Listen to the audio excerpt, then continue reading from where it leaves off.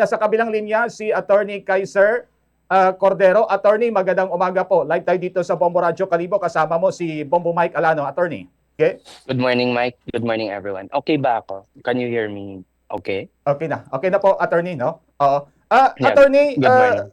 unahin po siguro muna natin regarding po dito sa nangyayari ngayong confirmation of charges versus the former president. Pag sinabi ba nating confirmation of charges, ano to? Ano yung pinag-uusapan? Ano yung goal pag sinabi nating confirmation of charges pagdating sa ICC, Attorney? Well, the confirmation of charges, no, pursuant to Rome Statute, rules of procedure and evidence. No, this is part of the pre-trial wherein the charges are read, no, as well as evidence are considered by the tribunal. So this is forming part of the pre-trial. The court will determine whether merong substantial ground or likelihood of the commission of the crimes alleged, no? And the evidence are also considered, evaluated, and presented by the parties, including that of the victims, Mike.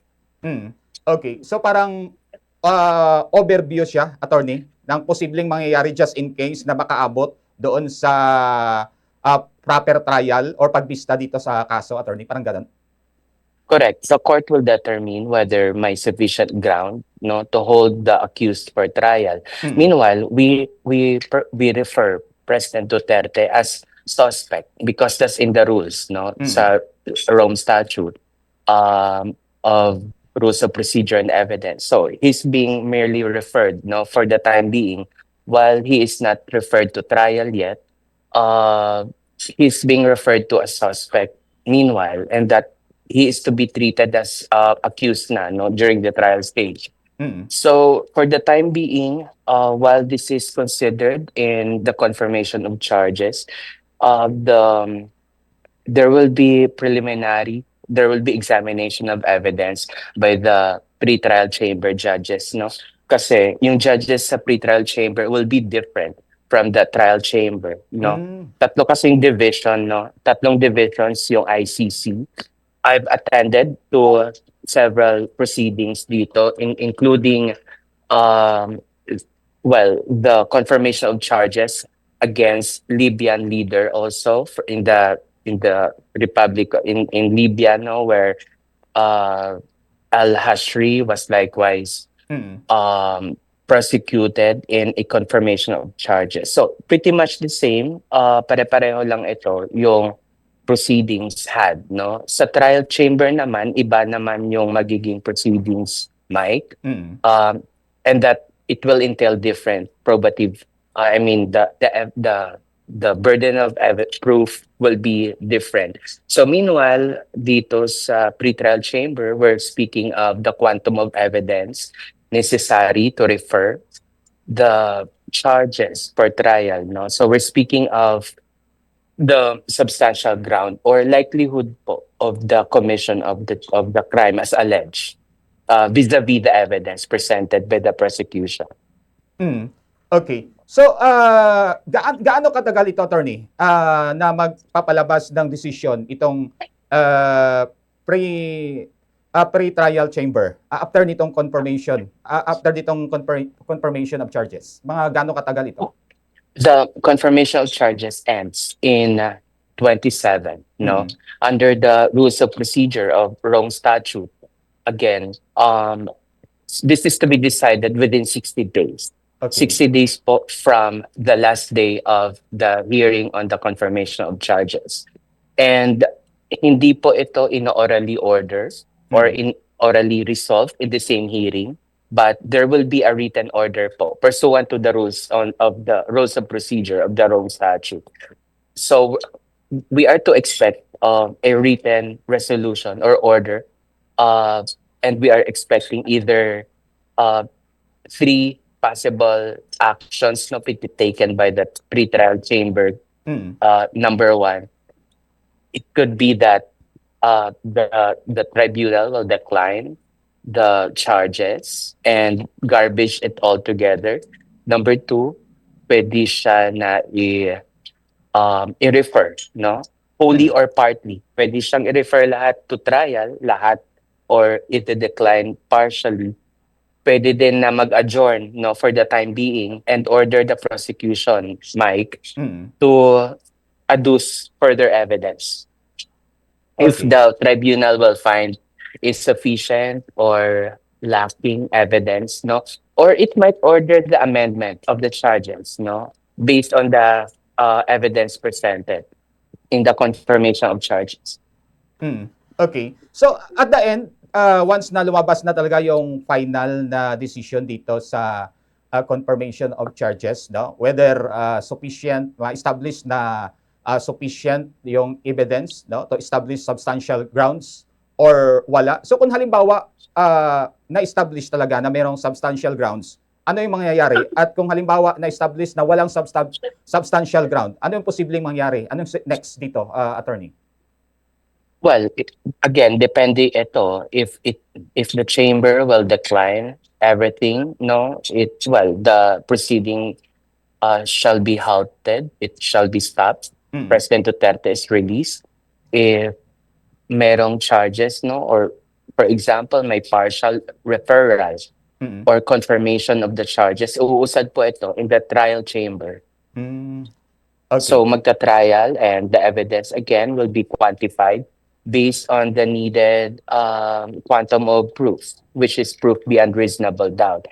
Ito po yung disparity between the confirmation of charges hearing and the trial, no, proceedings, kasi the quantum of evidence needed are different, no. So dito during trial, when this is referred Mm. or portion or part of the charges are to be referred and confirmed by the chamber and referred to trial, it will undergo trial, Mike. Mm. Okay. Just in case na umabot na doon, attorney, sa trial talaga, proper trial, mga gano'ng katagal yan? Sa pagkakala mo, based sa mga previous na nakaabot dyan sa chamber trial talaga, mga gaano tumagal yung mga previous na pagtalakay sa ibang I'm kaso, attorney? Well, Mike, I'm not certain kung as to the period of the trial. It will depend entirely on circumstances like the evidence for presentation of the parties. Okay. So, since this is a crime against humanity, I see this as involving voluminous records, several testimonies for presentation. So, I think it will take years, no, of trial, assuming na i-refer ito for trial, Mike. Mm. Okay. Yung apila ng camp ng former president na ayun, yung makalabas temporary release, wala na yun.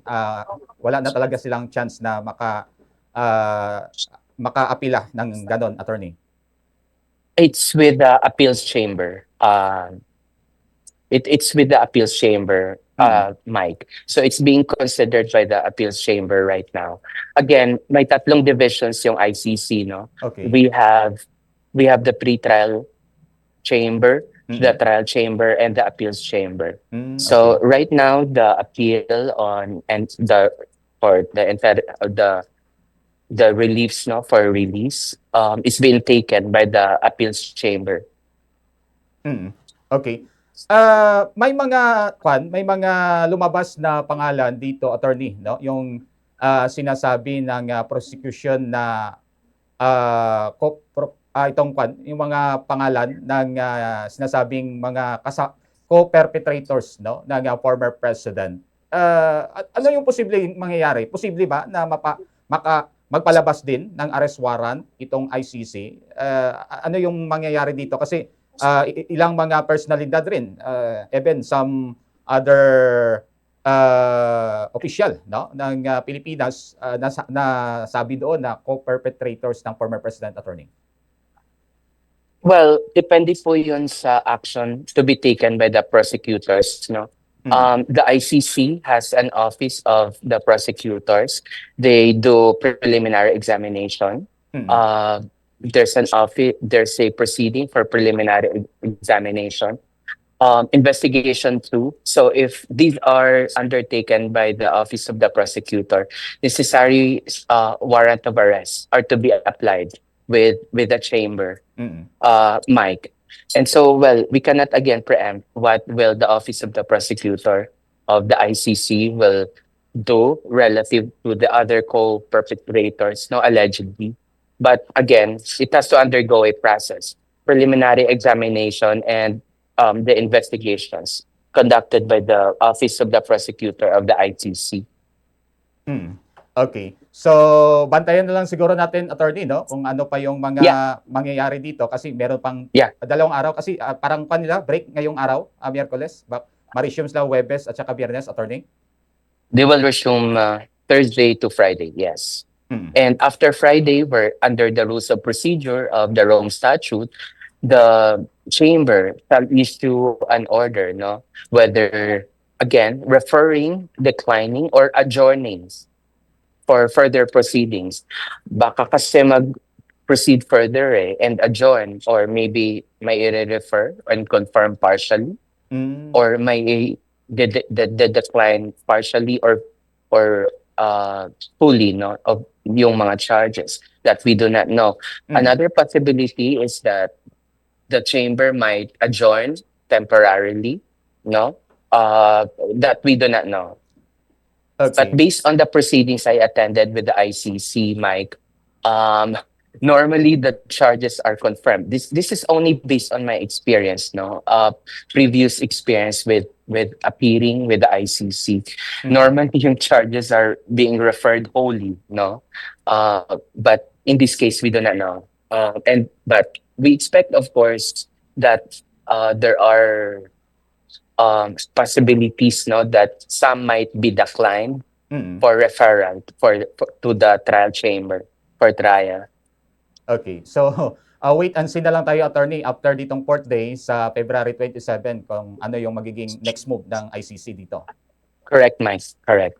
Okay. Sige, with this note, attorney Kaiser Cordero, sir, salamat gid. Damo gid nga salamat, attorney. Thank you. Thank you, everyone. Good morning again.